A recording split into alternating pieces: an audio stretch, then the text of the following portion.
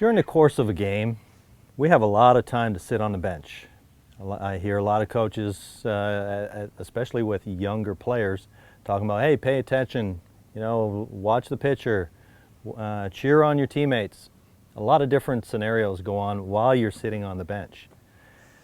We can do a lot of prep work prior to us getting into the batter's box and having to execute our plan. A lot of prep work right here on the bench. All right, my name is Rob Ducey. I'm with InsideBaseball.com, and today we're going to talk a little bit about the responsibilities on the bench, on the on-deck circle, at home plate, first base, second base, third base, and all the way after you score a run at home plate. As the game is going on, even prior to the game, we can get a lot of information, basically scouting reports on the other team. How do we do that? How do we build a plan of attack as a hitter? History with the pitcher. I'm sure that you've faced guys over and over. You remember them. Remember those guys, what their tendencies are, whether they give pitches away or not. Whether and what I mean by give pitches away, they put their arms up here for a fastball and here for a curveball. Pitchers give away their pitches. We just have to pay attention and watch what they're doing. Whether they have a good move to first base or not. Whether they throw strikes with their fastball. Whether they have a get-me-over curveball.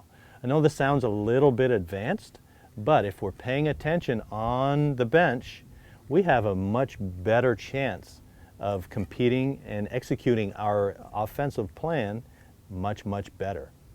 So again, we're just not talking about random things over here. We're actually watching the game, watching the outfielders throw. We watch that during pregame.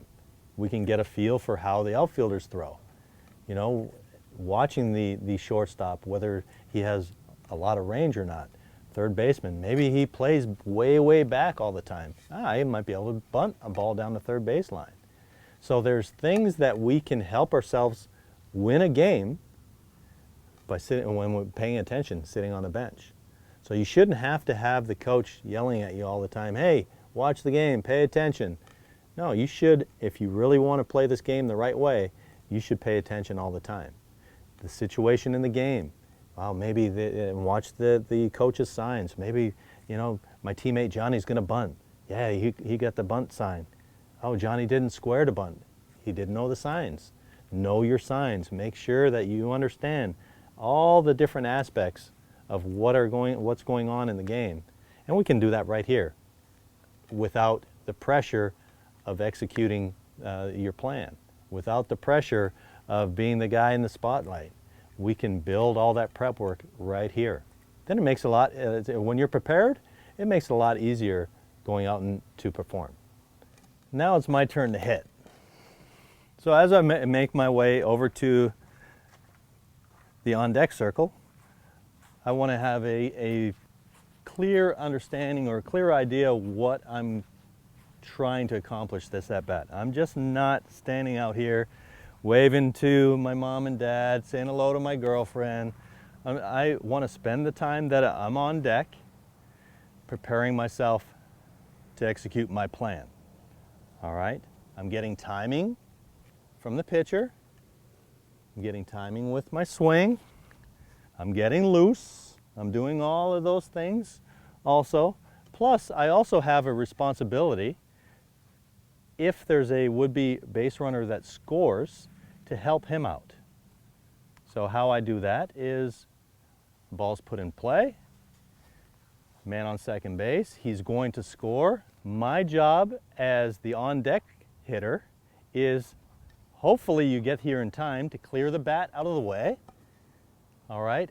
And also, you are his eyes. He can't see the play.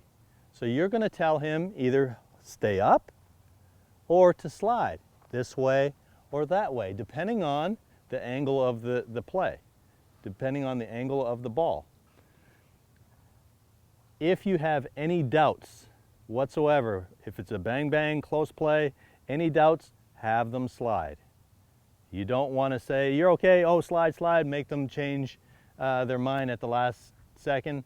That will cause some injuries. So if there's any doubt in your mind, have them slide. That's not an issue. They're going to be safe.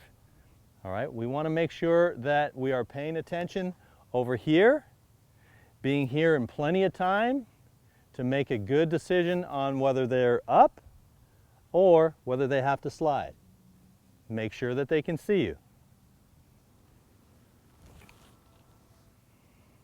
Now it's my turn to hit. As I'm walking up to the plate, I have a pretty good idea what my plan is.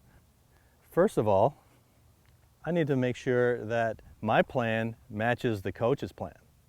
So I get the sign from the coach, okay?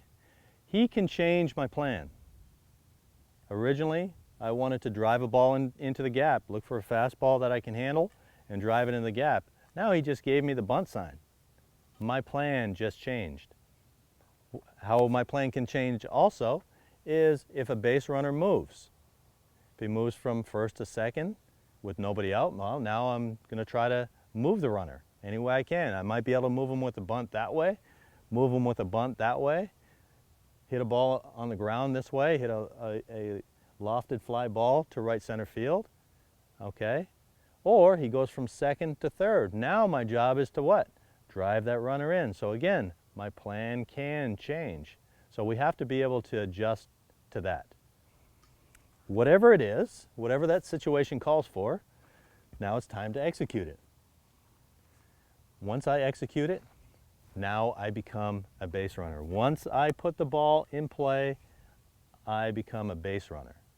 We're going to talk about how we run down the first base line depending on how you hit the ball. Ground ball, my line is straight through the base. Straight through the base. I hit a ball in the air, I take a little bit of an angle out here. I'm going to kind of show you and walk through how we go down the line. All right? Obviously, I don't have the bat anymore. I just made contact. I hit a ground ball to the shortstop. I want to, about a quarter way down the line, I want to take a little peek to see if that shortstop made the play or not. All right? I don't want to just run blind. I want to make sure that he took a little peek, or I take a little peek, so to make sure that he made the play. If he didn't make the play, now I can get into my turn, my angle. All right? Here we go. We're going down the line. As I come closer to the base, shortstop, say he makes the play. Now I want the closest point to touch the base. I want to touch it in the closest point to me. So we want to make sure that we have something underneath our foot. Something would be the base. I don't want this too far here. Why? Because that's not the closest point. I would like your foot to touch here. Either foot, doesn't matter. Either foot, whichever one is in stride. We do not want to slow down right before we get to the base. We ran really, really hard all the way to here, and then we slow down so I can touch my the base with my right foot. I don't want to do that. Why? Because it's slower. I want to get here as quick as possible. So I want to make sure that I touch the front part of the base with either foot. It doesn't matter. In stride. Okay? You will see a lot of amateur players, a lot of major league players slow down right here. Let's get into a habit of slowing down here after the base. When we go through the base, there's different ways that coaches have talked about breaking down this way. Making sure we look over our right shoulder. I think that's very, very important to look over our right shoulder, but I don't want you to turn in over here. Why? Because if that ball gets thrown away, now we are further away from second base. So there's nothing wrong with looking over your shoulder, but don't allow it to carry yourself way over here. Again, when I come through the base, in stride, looking down at the base, we're going to touch with either foot, right or left, in stride. Here or here.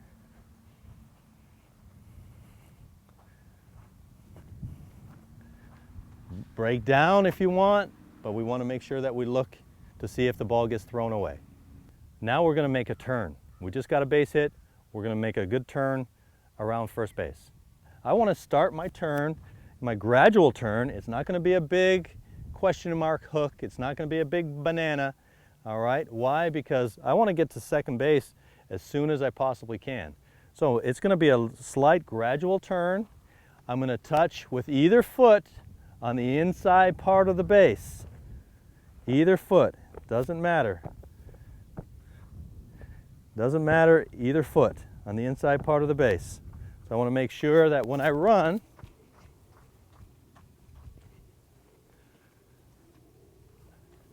I'm going to be here. I'm going to make my turn. Now I'm going to get into my shuffle. Depending on where I hit the ball, my shuffle will be different. The further the ball is away from me, the longer I can come out here. With my chest to the ball. With my chest to the ball. As the ball moves closer to right field, my shuffle can't extend very far. Why?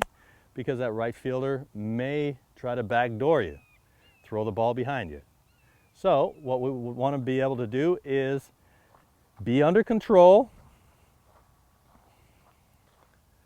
and have my chest to the ball. Base hit to center field.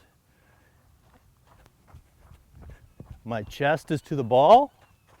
In my shuffle, I come back. I pick the ball back up again. I make sure that I pick the ball up. I want to make sure that I know where the baseball is. I can't be caught off guard if I know where the ball is. I'm now back on first base. All right, I give my batting gloves to the first base coach, my shin guard, my elbow guard, all of the guards that I have that I'm wearing. Do I say hello to my grandma and grandpa and my girlfriend in the stands? No, I pick up the coach. Why? The sooner that coach can give a sign, the better. As that hitter's walking up to the plate, all eyes are going to be on the coach if he has to wait for that hitter to get to the box and wait for you to put all the stuff away. Pay attention to the coach. As soon as I get here, look at the coach. Pick up the sign. Now we get our lead. How do we get a nice universal lead at first base? For me, it's very, very simple. We start with our right foot. 1, 2, 3. Now you will notice that I did cross over, but I crossed over right here. I crossed over my second step right here. If I get picked off right here, I'm not paying attention. I'm not paying attention. I'm going to get out here as quick as possible. Now I'm here. This for me is a very, very universally safe lead. I can do this. I don't have to look and see where I am. Pet peeve for me as a coach, my hand is here and I'm looking back to see where the base is. That means that that base runner does not know where he is on the field. If I do this off the back side of the base, 1, 2, stop. And as that pitcher is starting to get into his delivery, nice and easy, nice and controlled. Now this is a very, very safe, universal lead. The quicker foot guys out here, the base stealers, maybe they can get a little bit more. Maybe, the slower guys can get just a little bit less, but we all should be able to get a lead this far. Obviously, the younger players, you're not leading yet, but you're still ready to run. You're still ready to run. You're in this position here. Why? My chest is over here so I can see the ball put into play. And how do I get off? I get into my shuffle. Now I can go this way or I can go that way. Same thing when we have our lead. Stop. Now I'm under control because at this point in time, I can get picked off. I want to make sure that I'm under control. He goes to the plate, pitcher goes to the plate. I shuffle. Now I'm ready. Now I'm ready to go that way or that way. I'm ready to react on a ball in the dirt. I'm ready. I'm in a good, solid position to advance or retreat.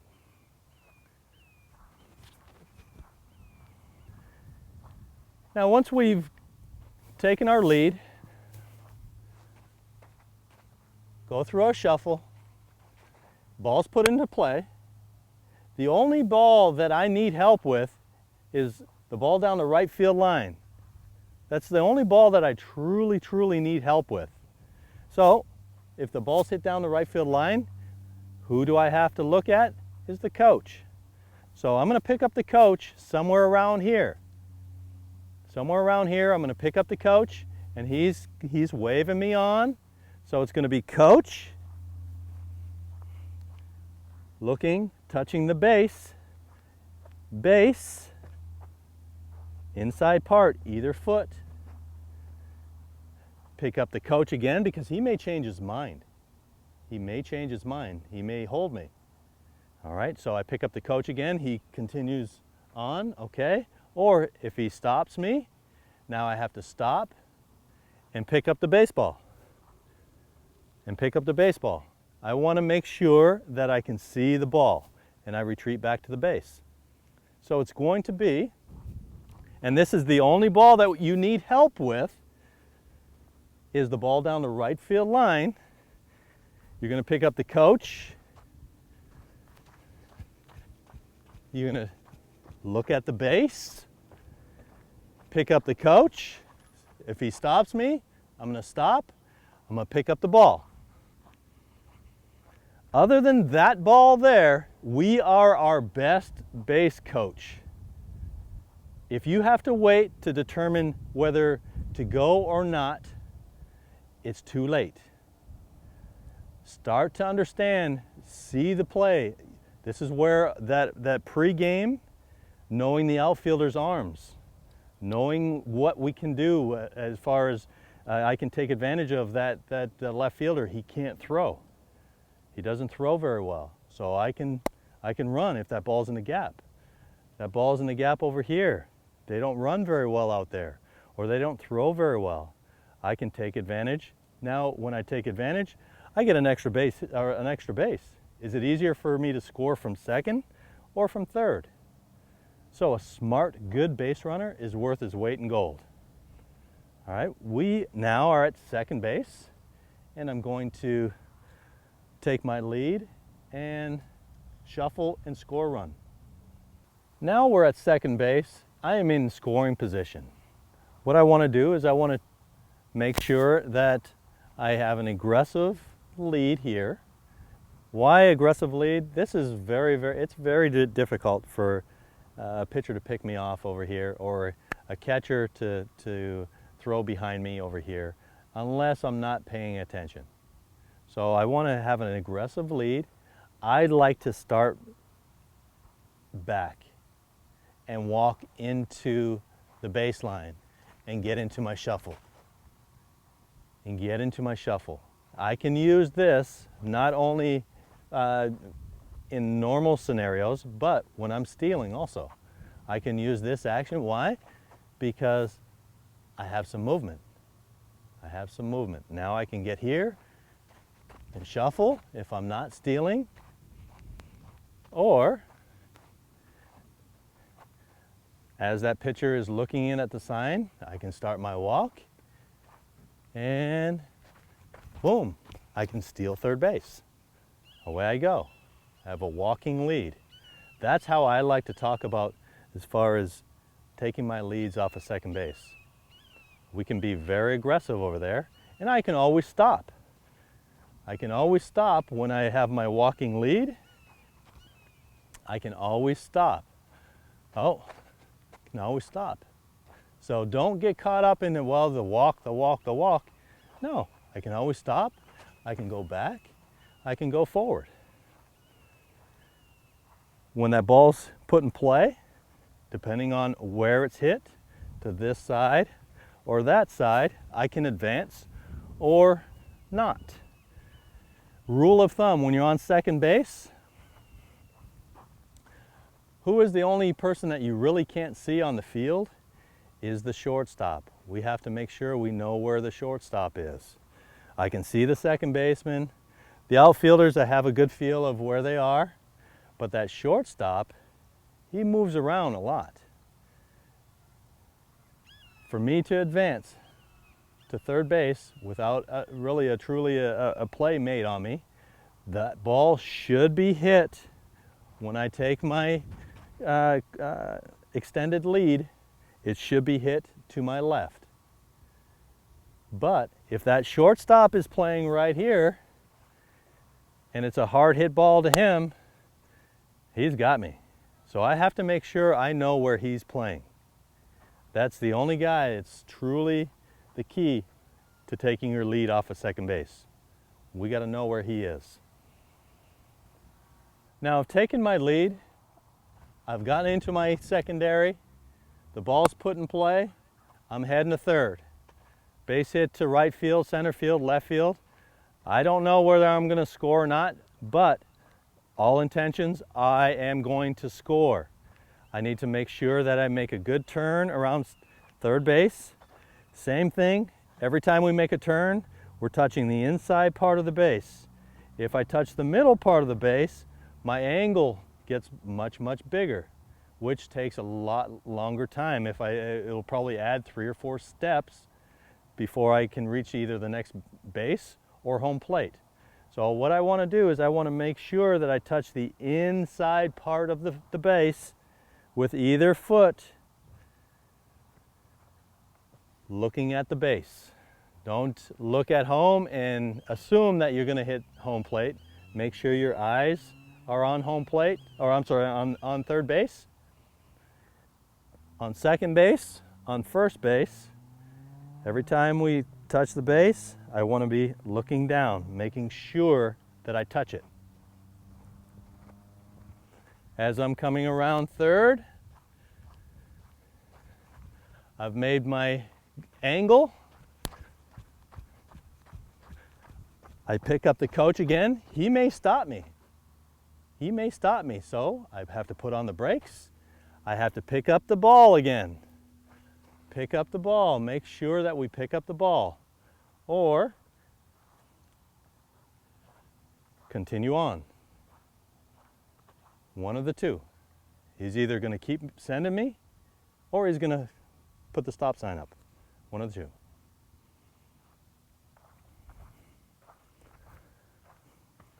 Now we're at third base. All right. Third base lead. I'm going to talk a little bit about the third base lead. I'm just going to clear this dirt out here a little bit. We're going to talk a little bit about the leads at third base. Different types of leads. But one thing, regardless of how far your lead gets, whether you start with your right foot, your left foot, your lead can only be as far as this guy here, the third baseman, as far as he lets you get off.